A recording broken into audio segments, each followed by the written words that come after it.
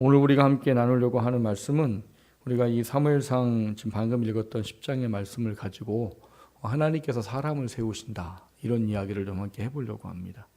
하나님은 천지를 지을 때부터 지금까지, 그리고 온 세상이 끝날 때까지 한 가지 고집스러운 것을 가지고 계신 것이 있습니다. 그게 뭐냐 하면 하나님이 택한 사람들을 통해서 하나님의 일을 이루어 가신다는 사실입니다.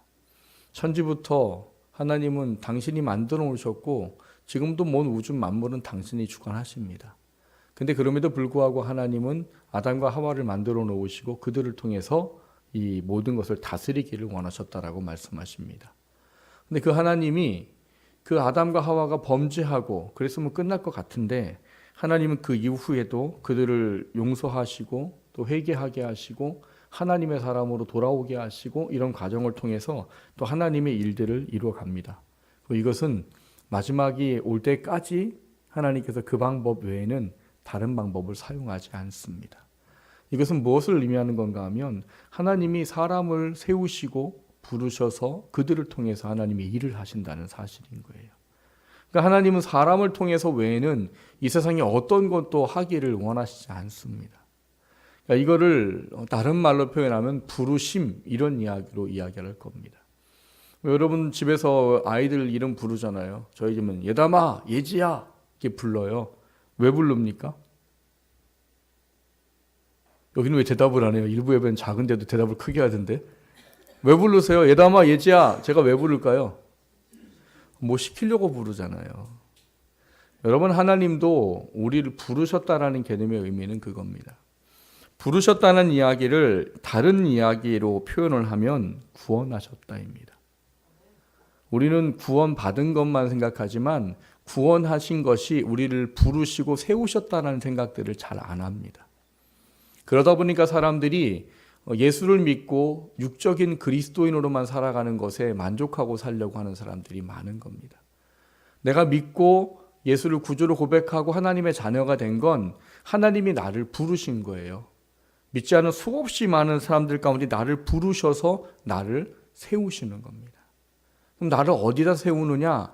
우리가 부르셨다, 세우셨다, 이것은 하나님의 뜻을 이루기 위한 것인데 이렇게 하다 보니까 우리가 착각하는 것 중에 하나가 부르시고 세우신 건 그냥 교회 안에서만 어떤 일을 맡아서 행하는 봉사, 이 정도로만 생각하고 끝나는 경우들이 많아요. 근데 여러분, 하나님은 우리가 교회 안에서만 봉사하라고 우리를 부르시고 구원하신 게 아니라 우리의 삶의 모든 전 영역 속에서 하나님의 부르심에 합당한 자녀로 살도록 부르셨다는 사실을 아셔야 합니다. 그 하나님의 자녀로 살도록 부르신 것은 결국 어떤 거냐? 가정에서도 내가 예수를 믿는, 하나님을 믿는 사람으로 살아야 한다는 것이요. 직장에서도 예수를 믿고 하나님을 믿는 사람으로 살아야 된다는 것이요. 내가 만나는 모든 사람들과의 관계 속에서도, 공부하는 학생들이라면 학교 안에서도 내가 예수 믿는 사람으로 살도록 부르심을 받았다는 의미예요. 그래서 우리가 예수 믿는 사람으로는 해야 할 것이 있고 하지 말아야 할 것이 있는 겁니다. 그래서 그것을 위해서 우리를 부르셨지, 다만 교회 안에서 뭐 봉사하고 일하고 이런 것을 위해서만 부르신 게 아니에요. 그래서 이 부르심에 대한 이야기를 다른 말로 이야기를 할 때 구원받은 것, 이렇게 이야기를 해드리는 겁니다. 하나님은 지금도 사람을 통해서 무엇인가를 다 이루시길 원한다고 말씀을 드렸습니다. 그 부르심을 받는 것이 무엇인지를 오늘 함께 나누려고 합니다. 내가 구원받았다. 그럼 하나님께 부르심을 받았다는 건데, 부르심을 받고 나를 세우시는 하나님이 어떻게 세우시고 또 세움받은 사람이 어떻게 하기를 원하시는지 그 말씀을 좀 돌아보면서 부르심 받은 나를 세우신 그 하나님의 뜻에 온전한 삶을 살아갈 수 있는 우리 모두가 될 수 있기를 원합니다. 오늘 사울이라는 한 사람을 왕으로 세우는 그 과정을 통해서 하나님이 사람을 부르시고 세우시는 것이 무엇인지를 알고 그 속에 우리의 삶이 온전히 세워지고 맞춰질 수 있게 되기를 주님의 이름으로 먼저 축원합니다. 첫 번째 함께 나누려고 하는 것은 부르심의 기준입니다. 방금 전에 제가 그런 말씀 드렸습니다. 부르심에 대한 부분들은 구원이라는 단어와 똑같습니다 라는 이야기를 드렸어요. 그러면 여러분, 하나님이 사람을 부르시고 세우실 때에도 똑같다는 사실을 아셔야 합니다. 여러분, 구원은 어떤 사람을 베풀어 주시는 겁니까? 돈 많은 사람 구원해 주시는 겁니까? 그럼 얼마나 있어야 될까요? 아니면 뭐 능력이 있고 잘난 사람을 구원하십니까? 그럼 얼마나 많은 사람들이 얼마나 많은 능력과 잘남을 가지고 있어야 합니까? 성경은 근데 감사하게도 구원은 오직 믿음으로 받아들이는 자에게 주어지는 값없이 베풀어지는 하나님의 은혜다 이렇게 말하고 있어요. 돈이 없어도 구원받을 수 있고요. 내가 잘나지 않고 못나도 구원받을 수 있고요. 내가 어떤 환경과 어떤 상황에 있는 사람이었다 할지라도 구원받을 수 있어요. 심지어는 어떤 죄를 지었어도 구원받을 수 있습니다. 예수 그리스도로 말미암은 제 속의 제사함의 은혜를 고백하는 사람이라면 누구나 다 구원받아서 영원한 생명을 소유할 수 있습니다. 거기에는 값이 없어요. 조건이 없습니다. 구원을 받는 것엔 조건이 없어요. 근데 그거를 그럼 오늘 부르심과 세우심에 대한 문제로 그대로 옮겨오면 똑같다는 거죠. 우리를 부르시고 세우실 때 조건을 가지고 부르시고 세우시지 않는다는 말이에요. 여러분, 하나님이 사람을 세우실 때 만약에 어떤 당신이 쓰시기 위한 것 때문에 어떤 능력을 가진 사람을 세우려고 한다면 과연 얼마나 많은 사람들이 하나님의 일을 할 수 있습니까? 없을 겁니다. 뭐 우선 저부터 목회를 할 수가 없어요. 뭐 능력이나 뭐 가지고 있는 것이나 지혜나 뭐 어떤 부분들을 가지고 저를 만약에 세우신 거라고 한다면 저는 목회를 할 수가 없는 사람인 거예요. 근데 하나님이 저 같은 사람을 세우셨어요. 제가 능력 있어 세운 거 아니거든요. 제가 뭔가 할 수 있어 세운 거 아니거든요. 다만 하나님이 저라는 사람을 쓰시겠다고 하셨고 저는 거기에 순종했기 때문에 여기에 서 있는 것뿐입니다.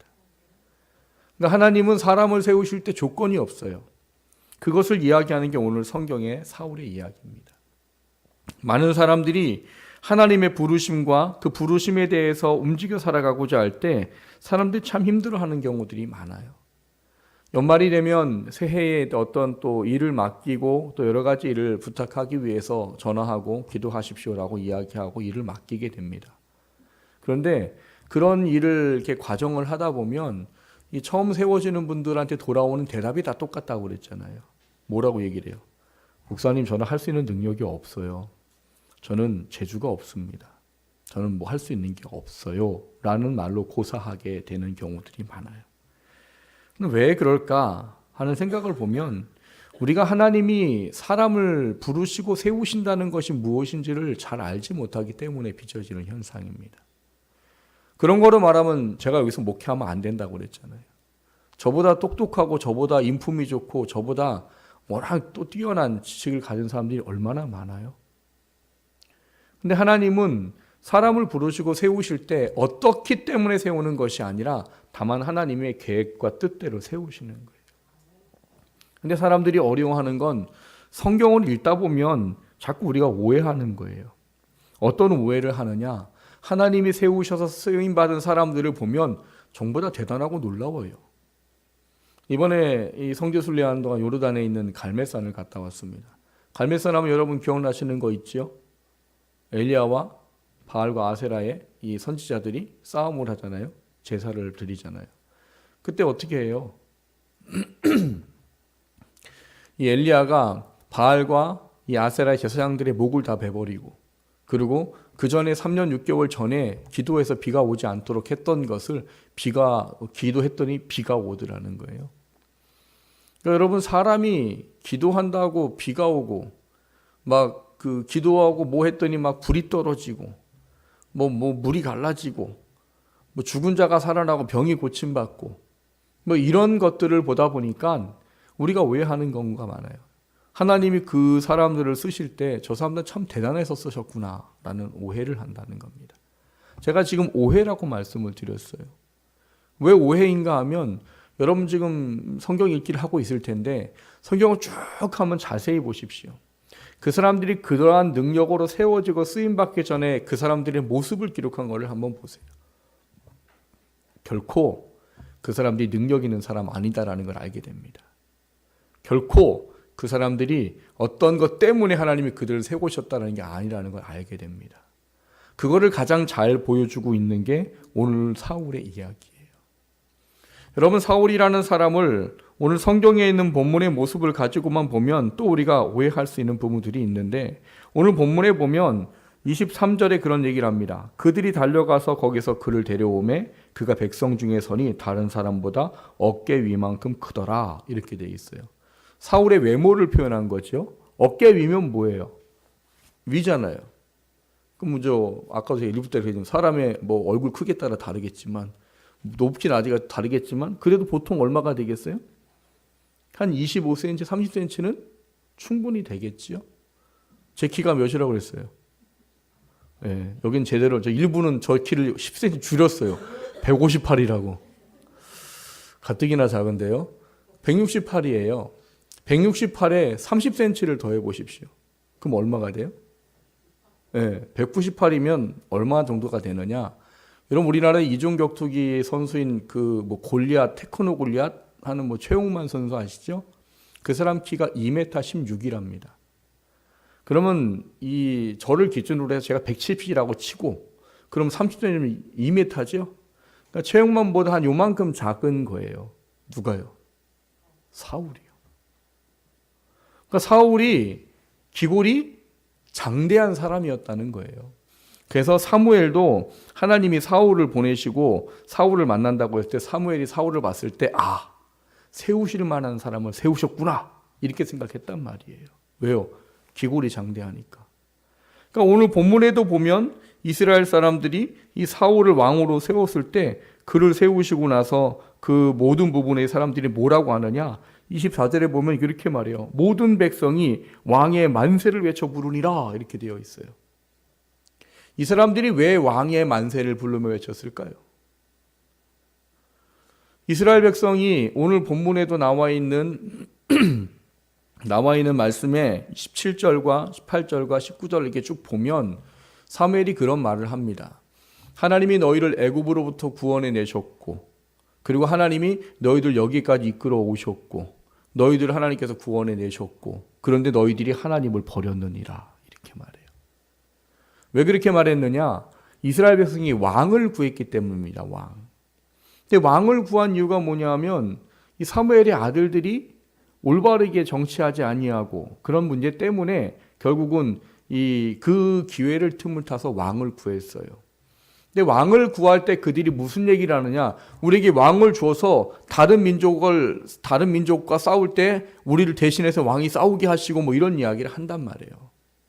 근데 그렇게 해서 하나님이 세웠는데 어떻게 해요? 키가 이만하고 기골이 장대한 그런 사울이 왕으로 뽑혔단 말이에요. 그러니까 사람들이 보기에 어떤 거예요? 왕이 될 만하다. 전쟁에서 우리를 구원할 만하다. 이렇게 생각했겠지요.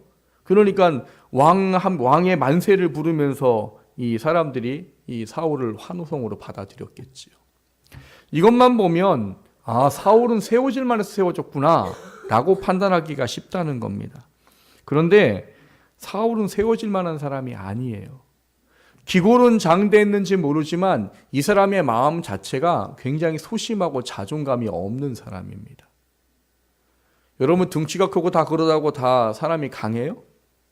왜 우리나라에는 그런 말도 있잖아요. 뭐가 매워요? 작은 고추가 맵다 이런 말이 뭐예요? 작아도 강당이 있으면 뭘 할 수 있는 거란 말이에요.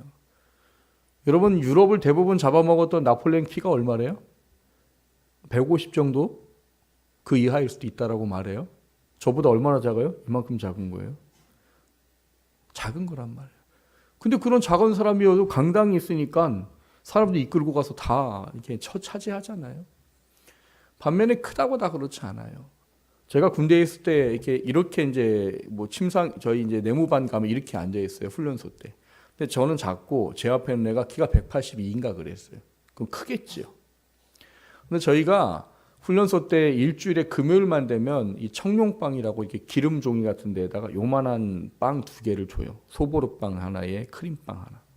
이게 저희의 유일한 낙이에요. 그 금요일만 되면 애들이 기다려요. 근데 요 2개의 빵을 주기 위해서 이 소대장들이 뭘 하느냐?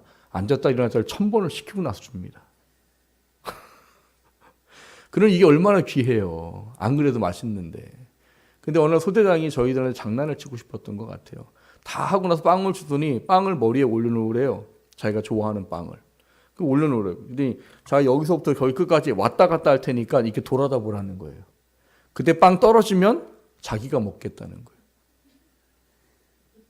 근데 제 앞에는 182짜리 애가 이렇게 떨어뜨린 거예요. 근데 얼른 올렸는데 안타깝게도 누가 봤어요? 소대장이 봤어요. 그 소대장이 딱 그걸 뜯어가지고 반을 딱 물었더니 그 182의 아이가 눈물을 주르르. 그 다음번에 무슨 일이 있었느냐, 건빵을 나눠줬는데 제 건빵 안에 그 별사탕이 2개 들어있는 거예요. 앞에 애가 없는 거예요. 그러니까 눈물을 주르르. 그래서 제가 별사탕 하나 줬어요. 여러분, 기골이 장대하다고 다 용맹한 거 아니에요. 사울도 그랬어요. 사울도 우리가 읽지 않은 그 앞에 사무엘상 9장 21절을 보면 사무엘이 사울에게 왕으로 그를 기름 부으면서 세울 때 그런 이야기를 합니다.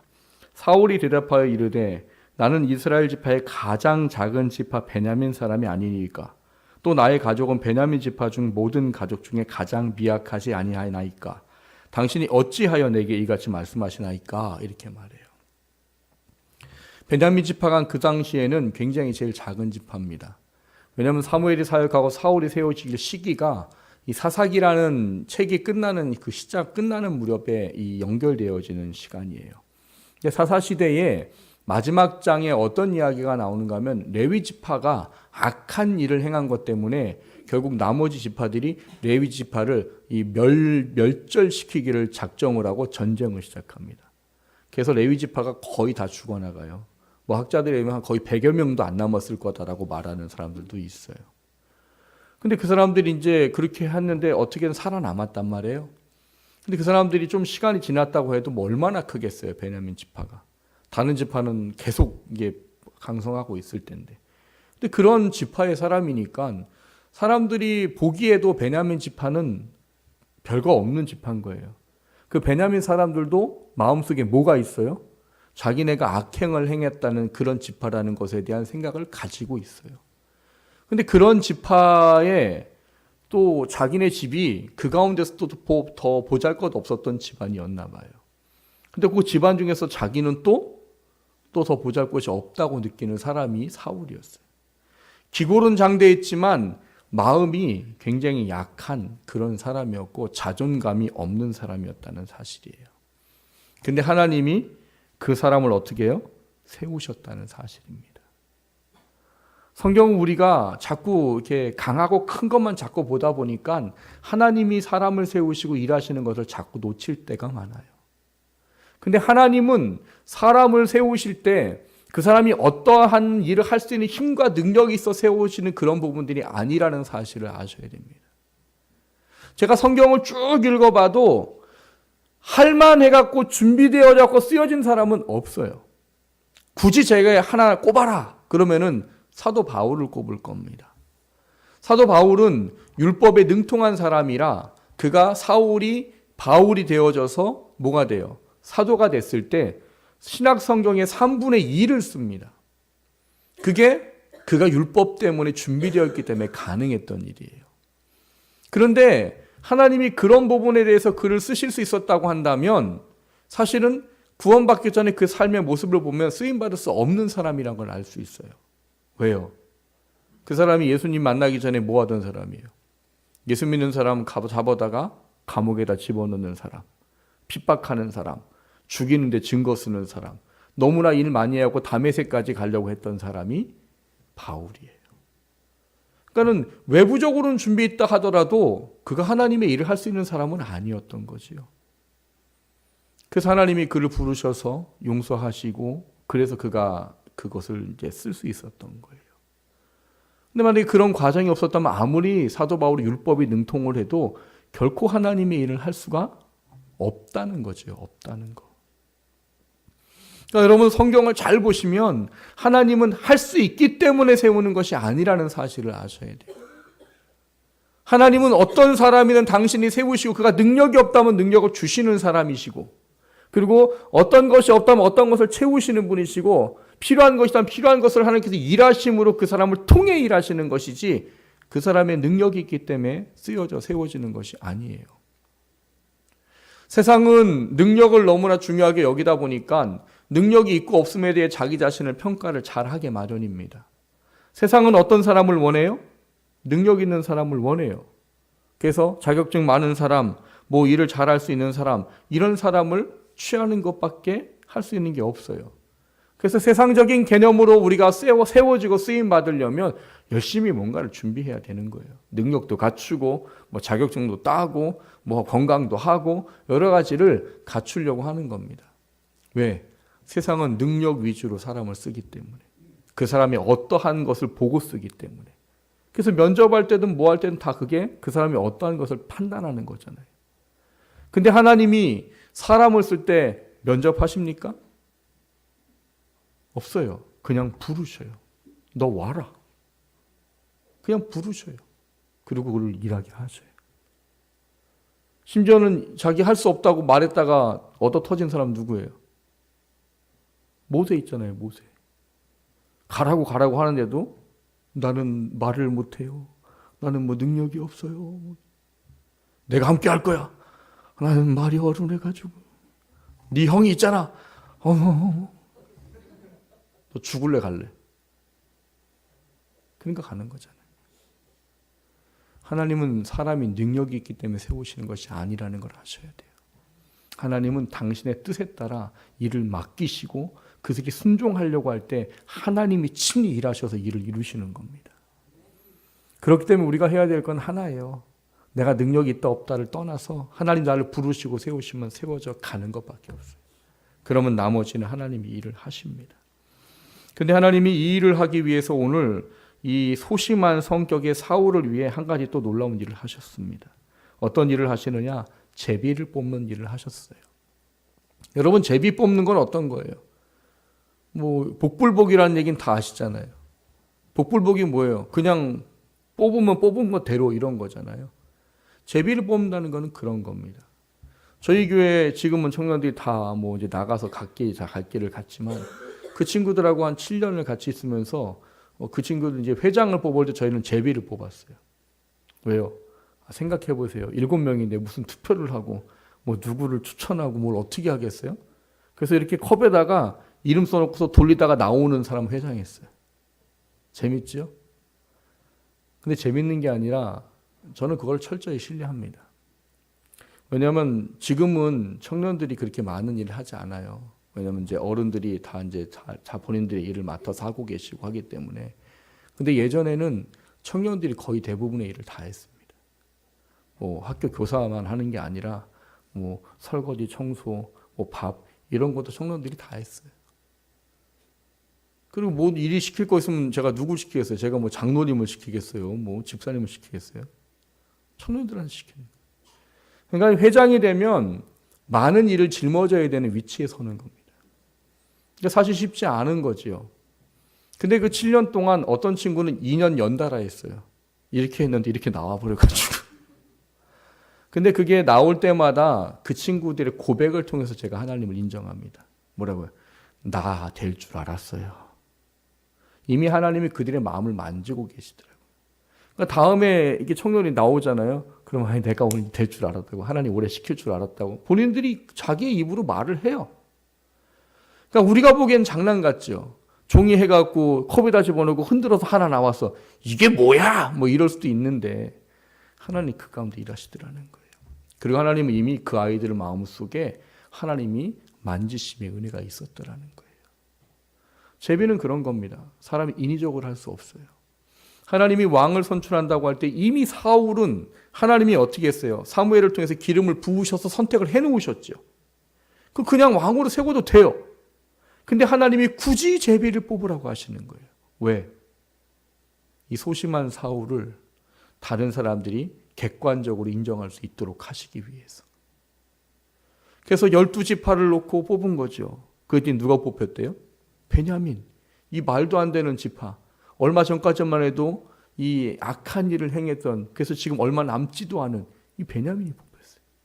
그 베냐민 지파에서 이제 족장들의 이름이 또 있겠죠. 넣어서 뽑았더니 기스의 집안이 뽑혔어요. 그 기스의 집안에도 자녀들이 있는데 뽑았더니 사울이 뽑힌 거죠. 이게 왜 가능해요? 하나님이 하시면 불가능한 겁니다.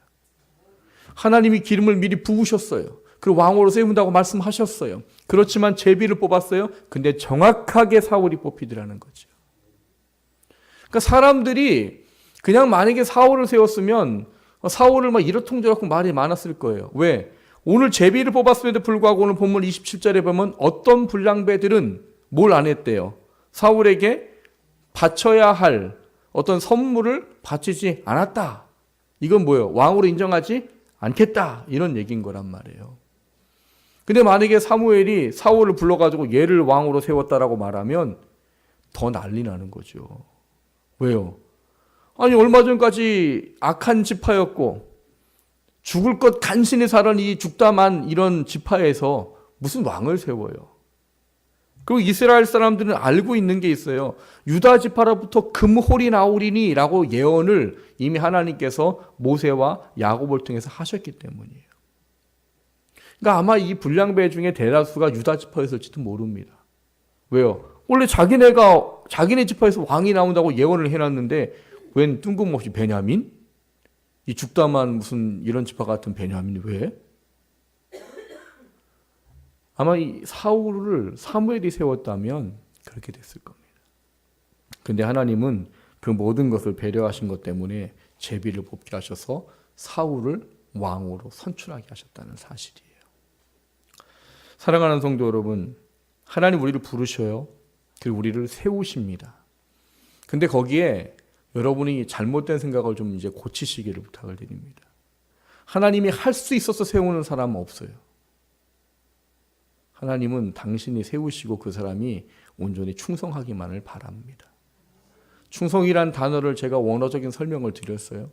우리나라가 충성이란 말을 하면 어떤 거예요? 와! 막 이런 거잖아요. 와! 목숨을 다하겠습니다! 막 이런 거잖아요. 근데 성경의 충성의 단어는 그런 의미가 아니라고 그랬잖아요. 성실하게, 늘 한결같이. 이게 충성이란 단어의 뜻이에요.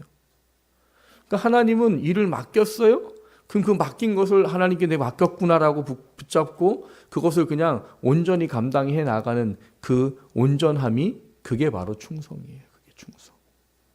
하나님이 그것을 위해서 사람을 택하시고 부르시고 일을 맡긴다는 사실이에요. 하나님이 우리에게 사람을 세우시고 맡긴다는 개념의 의미를 이 사울을 통해 다시 한번 돌아보시기를 주님의 이름으로 축원합니다. 그리고 하나님이 세우시는 게 어떤 능력 있는 사람이 아니라 다만 하나님의 뜻 가운데 세우시고 그 세워진 것에 순종하려고 할 때 하나님께서 일하시고 역사하신다는 사실들을 다시 한번 깊이 묵상하시고 하나님의 부르심에 대한 부분들 다시 한번 깨닫는 은혜가 있기를 주님의 이름으로 축원합니다. 두 번째로 나누고자 하는 것은 부름받은 자로 살기에 대한 이야기예요. 하나님께 부름을 받았습니다. 예수를 구주로 고백하고 하나님의 자녀가 되었어요. 하나님의 사람이 되고 예수님의 사람이 되면 하나님의 부르심에 합당한 삶을 살아야 됩니다. 그 삶은 아까도 얘기했듯이 교회에서만을 이야기하는 게 아니에요. 교회에서 여러분 사역한다, 하나님의 일을 한다라는 것은 그렇게 그닥 쉽지도 않겠지만 어렵지도 않아요. 그냥 우리가 할 만해요. 교회에서는.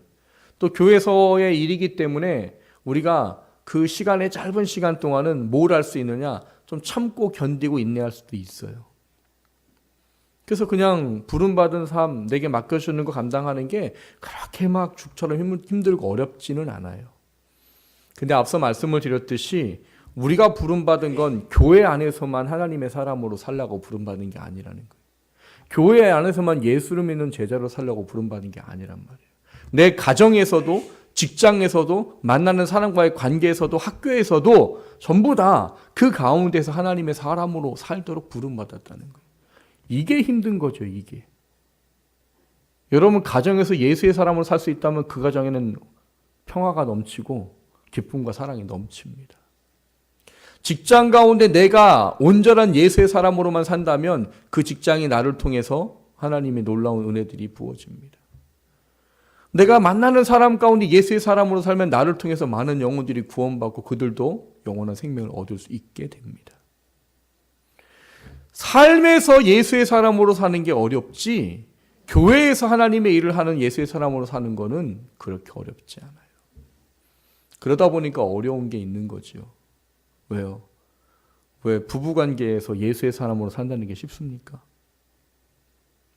여러분, 부부관계에서 예수의 사람으로 산다면 뭘 제일 많이 해야 할까요? 참고, 인내하고, 희생하고. 예수님이 우리에게 십자가에 죽어주셨듯이 내가 그 사람들을. 그래서 에베소서에 보면 뭐라고 나와요? 남편들아 아내 대하기를 뭐같이 하라고요? 예수가 당신의 교회를 위해서 십자가 내어주듯이 아내한테 해라.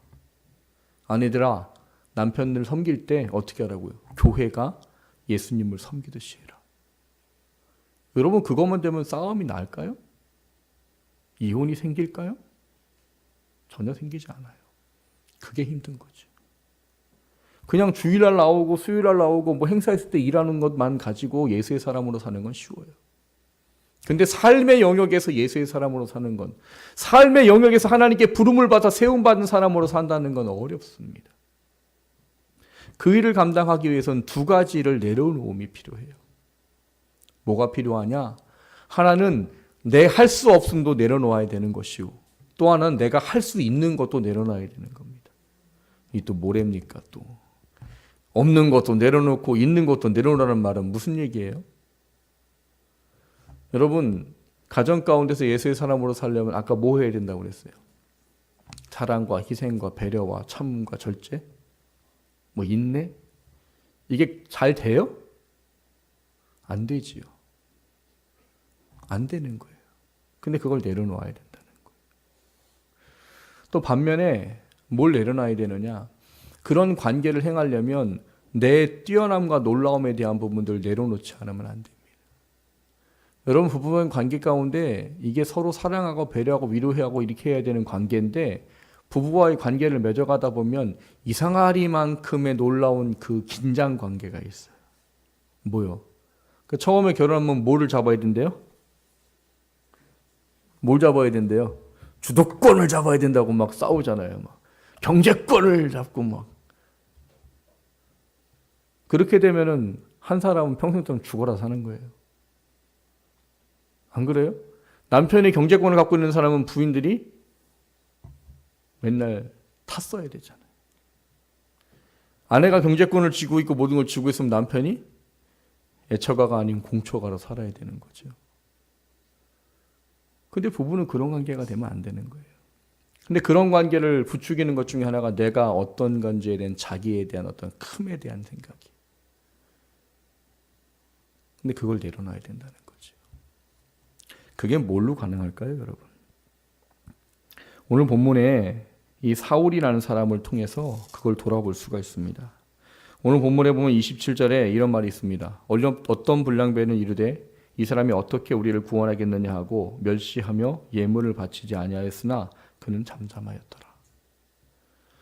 여러분, 뭐 소심해서 이럴 수도 있겠지만 소심했던 어쨌든 사람들이 나를 이제 왕으로 추대했어요. 그럼 막 사람들에게 선물을 바치고 막 그런단 말이에요. 이제 내가 충성을 맹세하겠습니다. 한단 말이에요. 그런데 뭐 어떤 불량배들이 자기를 왕으로 인정 안 하는 거예요. 그럼 어떻게 할 수 있어요? 왕이 됐잖아요, 이제.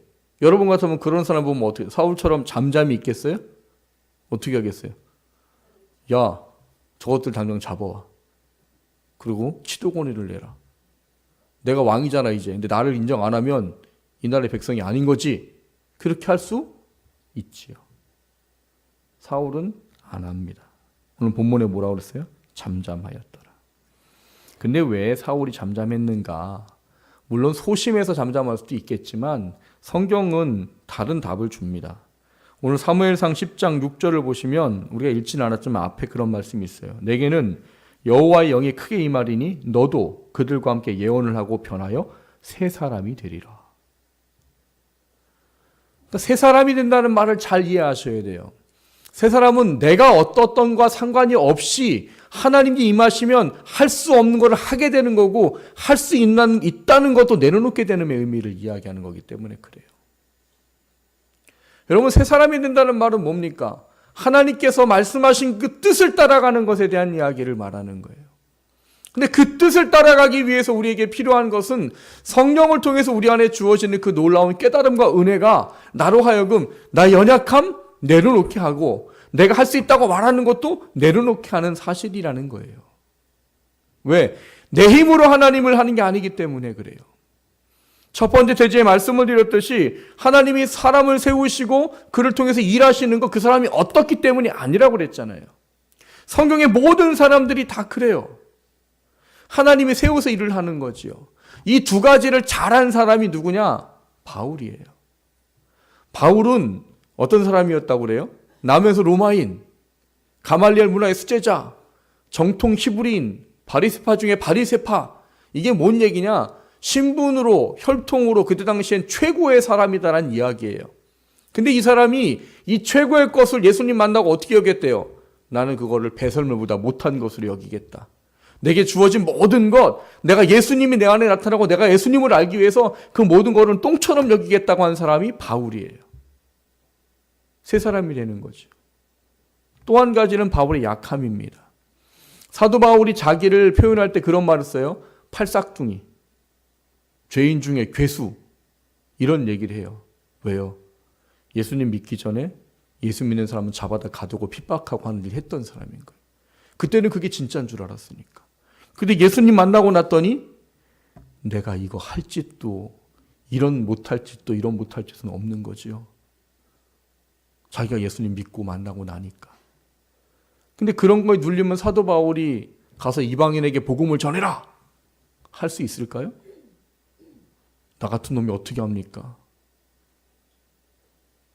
근데 사도 바울은 그것도 내려놨어요. 내려놨기 때문에 뭘 할 수 있었어요? 사도로서의 사역을 감당할 수 있었던 겁니다. 새 사람이 되는 건 다른 방법이 없습니다. 아까 말씀드린 10장 6절에 이야기했듯이 여호와의 영이 크게 임하여야지만 새 사람이 됩니다. 무슨 말이냐? 우리가 내 연약함을 하나님 부르심 앞에 내려놓을 수 있는 사람은 성령에 충만한 사람, 그 사람만 가능한 거예요. 자기가 아무리 어떤 크고 대단한 노력이 있어도 자기 뜻대로가 아닌 하나님 뜻대로 할 수 있으려면 성령이 충만해야지만 내려놓을 수 있다는 사실이에요. 다윗이 그거에서 실패한 거잖아요. 다윗은 왕으로 되고 나서 법궤를 옮겨오려고 합니다. 엄청나게 준비했다고 그랬잖아요. 사람들이 보면 와 대단하다고 말할 정도로 준비했어요. 근데 하나님 받으셔요, 안 받으셔요? 안 받으셨잖아요. 이 앞뒤가 제일 잘 설명되는 사람이 오늘 본문의 사울입니다. 오늘 본문에 기록된 것처럼 사울은 연약해서 아무것도 할 수 없다고 생각하는 자존감이 없는 사람이에요. 근데 하나님이 그를 세우셔서 왕으로 세우셨을 때 성령의 충만함을 가졌을 때 이가 블레셋과 싸우고 아말렉과 싸워서 승리하는 일을 갖게 돼요. 이게 그 사람의 힘이에요? 아니거든요. 근데 이 사울이 성령 하나님이 점점 떠나가 버리시게 됐습니다. 그러고 나서 그가 한 일이 뭐예요?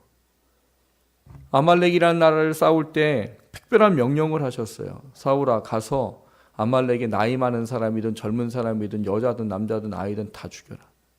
그곳에는 가축도 다 죽여라. 어떤 것도 전리품으로 취하지 말아라. 근데 사울이 어떻게 해요? 아각 살려오지요. 좋은 양, 염소 가져오지요. 왜 가져올까요? 자기의 생각 때문입니다. 아각을 왜 살려올까요? 볼모로 잡아온 거죠. 여러분, 아말렉과 쳤다고 끝날까요? 아말렉과 어떤 관계에 있는 나라도 있겠어요. 우방을 맺은 관계도 있을 거고, 또 이게 정략 결혼을 하다 보니까 분명히 다른 나라에도 이 아말렉, 이 아각 왕이 사위이거나 이런 나라가 있을 거란 말이에요. 그럼 그 나라들이 가만히 있겠냐고요. 그래서 아각을 살려오지 않았을까 싶어요. 굳이 왜 살려와요? 왕이니까. 걔라도 볼모를 잡고 있으면 잔존 세력이든 주변의 나라든 자기네한테 딴지를 걸지 못할 거라고 생각한 것이죠. 그 좋은 양과 염소는 왜 남겨와요? 고백은 뭐예요? 하나님께 제사 드리려고요. 근데 실상은 뭐예요? 자기의 불을 채우려고. 그래서 하나님이 사울에게 뭐라고 말씀합니까? 순종이 제사보다 낫다, 이렇게 말하는 거예요. 한두 번 전쟁에서 이기다 보니까 사울이 하나님의 존재를 잃어버렸어요. 마치 자기가 하는 힘처럼 한 것처럼.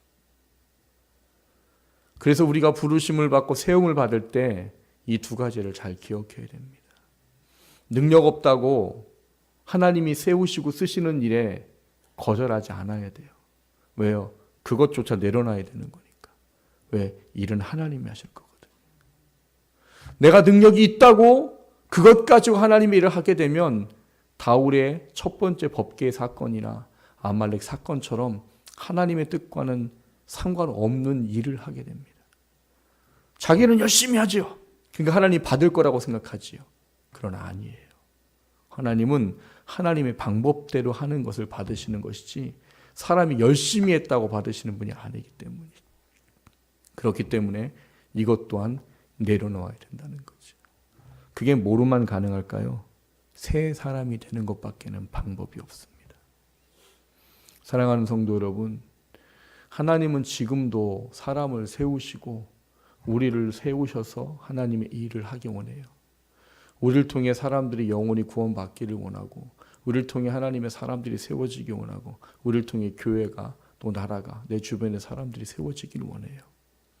그걸 하려면 두 가지를 새 사람이 되어 내려놓을 수 있어야 됩니다. 여러분 스스로를 바라보지 마세요. 여러분 스스로 바라보면 할 수 있는 게 별로 없잖아요. 저도 절 바라보면 할 수 있는 게 별로 없어요. 이번에 성지순례 가서 여러 목사님들과 만나서 교제하고 얘기하는데 정말 대단한 분들이 많더라고요. 어떤 분은 설교를 1시간 반씩 한대요. 그 설교 원고를 써서 다 나눠준대요. 그분이 뭐라고 얘기하면은 그럼 다른 교회 가세요. 그래갖고 한 명 남을 때까지 목회하셨대요. 근데 하나님이 그 사람을 또 다른 큰 교회를 합병을 해서 할 수 있도록 땅을 700평 있는 교회를 맡겨주시고 이렇게 또 하셨다고. 거기서도 지금 그렇게 하고 있대요. 얘기를 들어보니까 정말 하나님 앞에 바르게 살기 위해서 몸부림치는 분들이 많으시더라고요. 여러분, 하나님은 우리를 통해서 하나님의 일을 원하십니다. 그것을 하기 위해 두 가지를 다 내려놓으시기를 주님의 이름으로 축원합니다. 연약한 것, 할 수 없다는 것도 내려놓으시고요. 내가 능력 있다라고 생각하는 것도 내려놓으십시오. 그리고 오직 성령의 따름을, 부름을 따라가는 저와 여러분 될 수 있기를 주님의 이름으로 축원합니다.